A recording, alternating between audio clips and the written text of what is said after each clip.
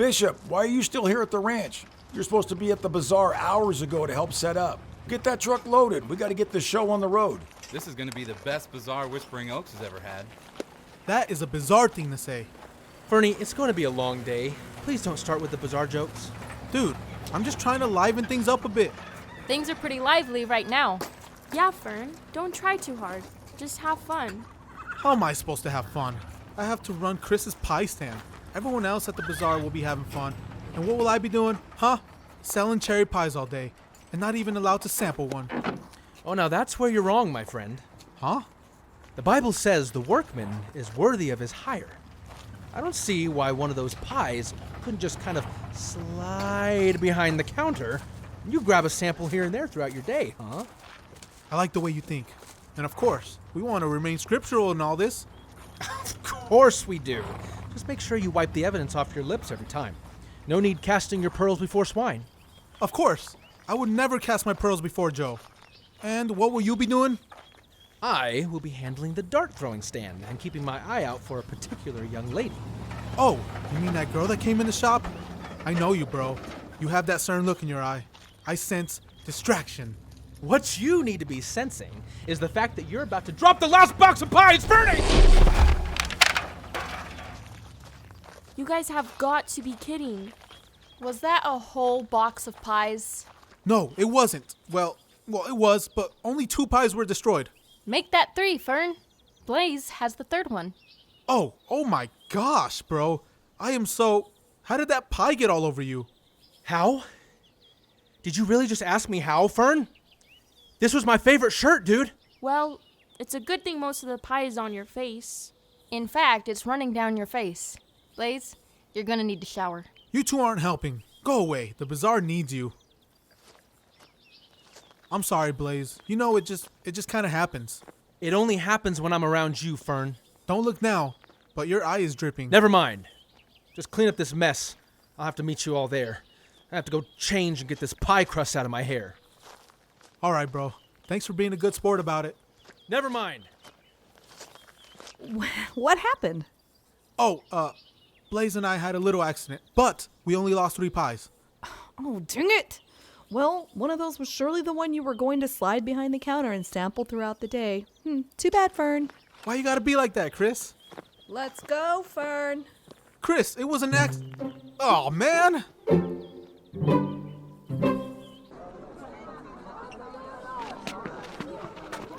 I'll take 3 pies.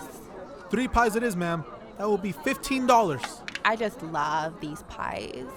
Tell Chris she outdoes herself every year. Thank you. We sure will. Enjoy yourself. You got this, Fern? I need to help Rosa with the dunking tank. Some guy over there kept getting stuck in the tank. What the heck? Yeah, I'm fine. How's it going? Oh, buddy, you got here quick. The bazaar just started, and I think I still see a bit of pie crust on your eyelash. Don't think you've gotten away with it, Fern. What goes around comes around. You know, forgiveness is a law of God. So is reaping what you sow. Well, I better get to the dart stand. See you later. Well, Mr. Pratt, nice to see you here. Enjoying yourself with the townspeople? I don't think I've ever seen you at such a crowded function. Sometimes it is necessary to mingle with the common rabble, Mr. Pinelli. All work and no play makes Jack a dull boy, you know. I'm sure it does. By the way, Mr. Pratt, not wanting to mix business with pleasure, but... Business is all I ever have on my mind, Tony, even here and now. I figured as much. Well, I just wanted to tell you that after talking with the gang, and especially with Chris Miller, we decided that no matter how thankful we are for your generous offer, that we simply cannot accept the check.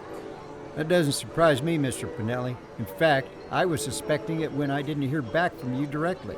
However, is that really a decision for you and your friends to make? You presented it to me on Gordon's behalf. Yes, but I've thought better of it since. I would like to know what Mr. Miller's thoughts are on the deal. In fact, on such an important day and event for the town, surely Mr. Miller intends to be here. At the very least, to represent his dude ranch. I can't speak for Gordon, but I am sure he will do everything he can to be here, if it is possible. I don't know, Mr. Pinelli. There's something strange going on here. Something strange? A week ago, Miller's presence was a constant annoyance to me just about everywhere in town I went. But now he appears to have disappeared. Who have you been listening to, Mr. Pratt? Who told you he disappeared? What makes you think that? I have eyes and ears everywhere in this town, Tony. You know that. Let's not deceive one another. Thornton, the judge's table's awaiting you. They're asking for you. Ah, I suppose I should go make an appearance. I understand Mrs. Miller's pies are to kill for. Others would say to die for. I guess that, Mr. Pinelli, depends on how good they are, or how much someone wants them, huh? Enjoying yourself, Mr. Pinelli? I am. It's Mr. George, right? Yes, but please call me Benny. Is it just me, or is this sort of a strange event for Mr. Pratt to be attending? I think it's pretty obvious that he hates these people. I can't imagine he is here to mingle. He never has in the past. To be honest, he has really gone out of his way to make this year's bazaar as big as it can be. He's never done it before? Never. It's been a point of ridicule to him in the past. But this year he wanted everyone in town to be here. Everyone. Yes. Excuse me. Hey, Tony, enjoying yourself? Oh, yes. Yeah. This is a very nice turnout. Looks like every human in Whispering Oaks is here. Even a few non-humans. Yeah, it's great. Is something wrong? I don't know. Chris, they're asking for your help over at the shooting stand. They're running out of prizes quick, and they need suggestions. On my way. Oh, thank you so much, Mrs. Claypool. You are too kind. Not at all, sweetheart. You and the committee saved my house from that monster Thornton Pratt. And I want you to know the Ladies Society is on your side. And you are on our prayer list. Thank you so much. We need all the help we can get. Hello there. Oh, Mr. Taylor, hello. Please, my friends call me Blaze. Okay, then I will be glad to call you Blaze. Thank you. I have to get back to my stand, but saw you in the crowd and wanted to say hi. Well, I'm so glad you did. When do you get relief? I'd love to take you to the Caramel Coffee stand. They make the best granitas you've ever had. Well, that sounds amazing. I'd love it. I'll call my relief to come now. Perfect. I'll stick around. Great. This pie is absolutely amazing. You want to know something else about that pie, Joe? What's that? It's gonna cost you $5. You're joking. No, I'm not. It cost everyone else $5, and you're no better. Did you pay $5 for yours? Mine? What makes you think I have one? Well, my first clue, Fern, was the red ring and saturation around your lips. Or are you struggling with wearing lipstick and just too afraid to let anyone know? Hey, the workman is worthy of his hire. Hey, don't look now, guys. But I think I see the town council's second cousin sipping a latte with the city janitor's wife. Really? No, Dad. Just kidding. Just wanted to make sure you two aren't gossiping over here. We need to set a good example, you know? Have you ever known me to be a gossip? Don't answer that. The Gribbs was just about to pay me $5 for that pie he just stuffed down his throat. You know what? If the money is that important to you... Hey, where's Blaze? The trapdoor to the dunk tank is stuck, and when it did the same thing during setup, he was able to fix it. He's not at the dart balloon stand? No, his relief is there. I bet I know where he is, or at least who he's with. So how long have you lived in Whispering Oaks? A few years now. My dad is an attorney, and he wanted a slower pace. I fell in love with the old town, just like a real-life Mayberry. Everybody knows everybody else. No one feels the need to lock their doors. Growing up in school and reading history, I had come to believe that places like this didn't exist anymore. It was an answer to prayer. Why do you look at me like that? Does it shock you that I pray? No, not at all. It shocked me when you said you weren't a Christian. You just have a glow like you're a believer. Not to sound forward, but you sort of have a draw to you. I feel like I've known you a lot longer than I have. Selena, honey. Who's your friend? Oh, Dad. This is Blaze. Blaze Taylor. He runs the little barber shop across from Mr. Pratt's office. Blaze, this is my dad, Benny. It's nice to meet you, Mr. George. Nice to meet you as well. I thought you looked familiar. I don't mean to interrupt, but sweetheart, I think the council's about to meet, and some of the snooty higher-ups were beckoning you. Oh, yes. I'll head that way. Nice talking with you, Blaze. Nice talking with you. So, what do you think of Whispering Oaks, Blaze? I love it very much. For a lot of the same reasons Selena was just sharing with me as to why she loves it here. She's a very special person. Yes, she is. Well, I'm sure my relief is waiting on me, if you will excuse me. Of course. It was nice meeting you, sir. Likewise. Ah, Mr. Pinelli. We keep running into each other. It appears that way, yes. You know, regardless of his reasons, I am glad Mr. Pratt pushed to make this a big deal this year. Perhaps it should be this way going forward. I'm sure it will be, if we have anything to do with it, Mr. George. Please, call me Benny. Yeah, sorry. I am glad to hear you folks plan to stick around and make a difference. I truly believe it will be a good difference. If you don't mind me saying so, I was pretty sure you were going to refuse that check. You were, huh? Well, to be perfectly honest with you, it was a hard decision. My first inkling was to accept it. I can understand that. I think anyone would. What made you think we would refuse it? If I can speak frankly with you, you people do not seem to be the type of people to grovel to Pratt's tactics. Tempted though you were only tempted. I was right about you. I appreciate that. I've been Pratt's attorney for a year now. I have seen him buy so many people because they didn't want to fight and find out they had gambled and lost everything they have worked their whole lives for. And I have seen people choose to fight and end up with nothing.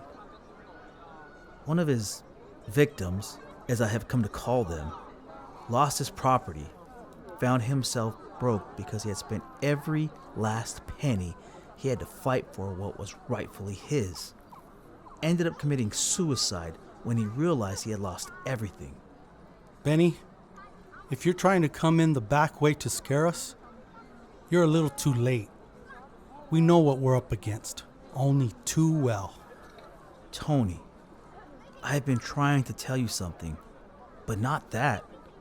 I know you know what you're up against. You're not hearing me. You're not listening. I've been listening.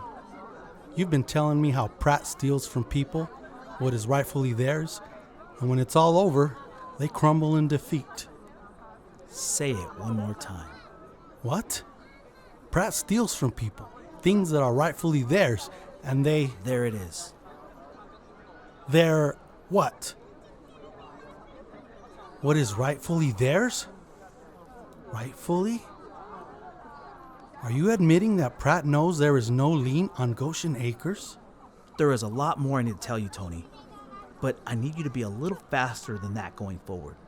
My life could depend on it. I have a family. I have a daughter.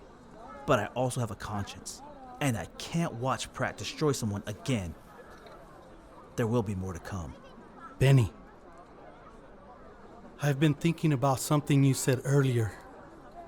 And if you really want to help us, tell me again how Pratt wanted so much to make this bazaar a big deal. Joe, you look lost. No, I'm looking for Tony. I think he's the one that's lost. It's been an hour and I haven't spotted him yet. Chris, let me ask you something. Sure. Why do you think Gordon is remaining in hiding this long? Him not showing up today is really going to make people start asking questions. And we're not going to be able to keep up with the charade much longer, you know. I know. I don't know, Joe. I'm at my wit's end about all this. There's a part of me that thinks Gordon should just show up and face this thing. And then there's a part of me that thinks he's doing all he can. And then there's a part of me that's horrified thinking that something maybe happened to him and he can't come out of hiding. It's hard when you know absolutely nothing. Excuse, please? Oh, hey, pal. You, Miss Miller, one who make pie? The pies. Yes, I made the pies. Oh, thank you. I very much enjoyed same. Well, thank you. I'm so glad you did. Pie reminds humble self of pie made by humble wife in Honolulu. Aw, your wife is in Honolulu. Wish to be in Honolulu right now. Oh, well, I don't blame her. I wouldn't mind being in Honolulu right now myself. Please accept humble thanks for pie. Oh, you're most welcome, dear sir. Excuse?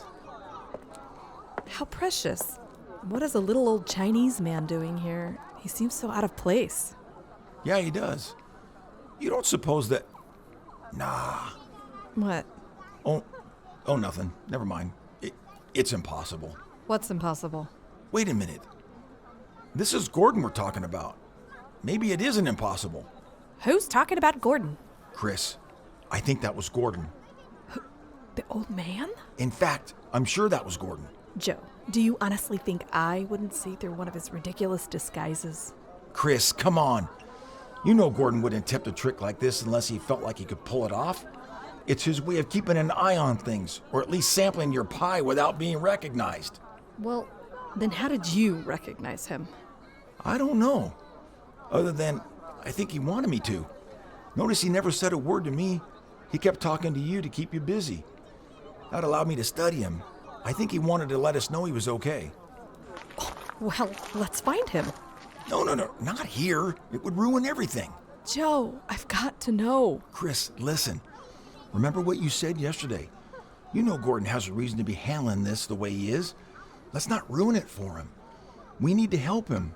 And right now, helping him is trusting God that everything is happening for a reason. You're right. There's a girl. Come on, let's go find Tony. You said his motives were to be sure anybody and everybody in Whispering Oaks was here today for the festival. Yes. And he's never done that before. Never. In fact, before this whole thing started with Goshen Acres, he was contemplating fighting the bazaar even happening this year. Before the fight for Goshen Acres. So it was something to do with Goshen Acres, why he wanted to ramp up the attendance for the... Oh no. The bazaar is a distraction. To get you all here, so his goons can seek out the acres alone. I can't believe I fell for that. Apparently Pratt didn't trust me with that information. I never picked up on that. Neither did... Who? Neither did who? Benny, if you want to help, you've got to... I want to help. And that is why I can't tell you who. Not yet. There you are. Joe, Chris, we've got to get back to the acres. What?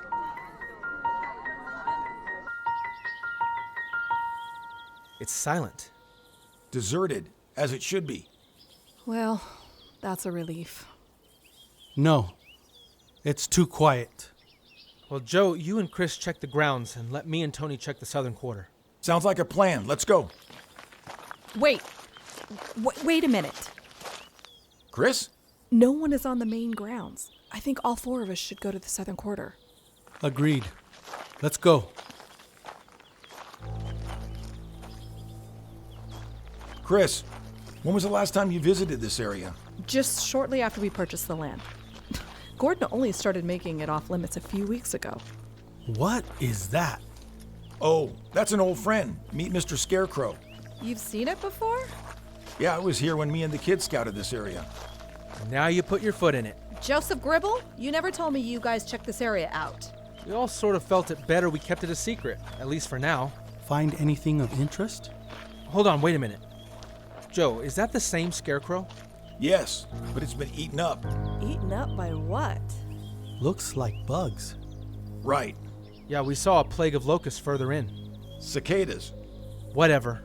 It looks like they started heading this way, and something stopped them. Oh my gosh, that is so gross. Look at that. The forest is carpeted with a thick layer of dead locusts. Cicadas. Whatever. The plague you saw didn't apparently last long. No, they usually don't. They die off quick, but they eat everything in their paths. I can't believe you guys didn't tell us about this. Well, with everything else going on, to be perfectly honest, I kind of forgot about it. We've all been really distracted. And to find out that is what the bazaar was all about to begin with. so the squatters could come and harvest Goshen Acres. We don't know that for sure yet. Well, let's keep going until we know for sure. Ugh, these dead bugs are starting to stink. I'm gonna puke. Doesn't it kind of remind you of how God kept the locusts from entering Goshen? All this was happening, and we knew nothing about it. Only the Lord knows the things he saves us from every single day. And we don't even realize it. We should all fall on our knees and thank him every moment of the day. Truth. Let's slow down a bit, y'all. We haven't been this far before. Well, you must not have gone very far at all. This is barely the outer edge of the quarter. No, the bugs wouldn't have let anyone in here. Shh! What is that? That, ladies and gentlemen, sounds like machinery. Equipment. Excavating equipment. Let's check it out.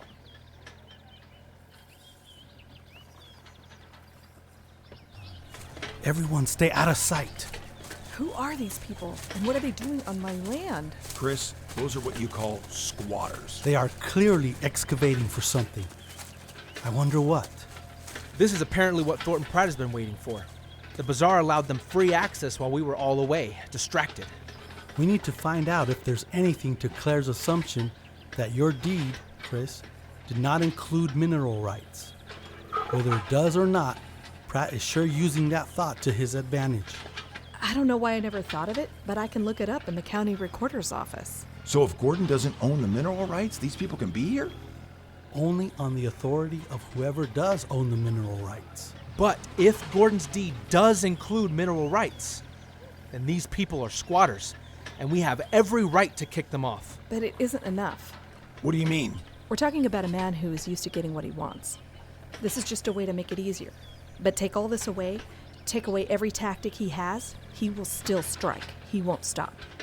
Maybe that's why Gordon is still waiting to show his hand, finding a way to trap Pratt and stop him for good. Like Brother Branham said, even though you hold the sword, which is the word, it still takes the strong hand of faith to hold it to the heart of the enemy until you see him defeated.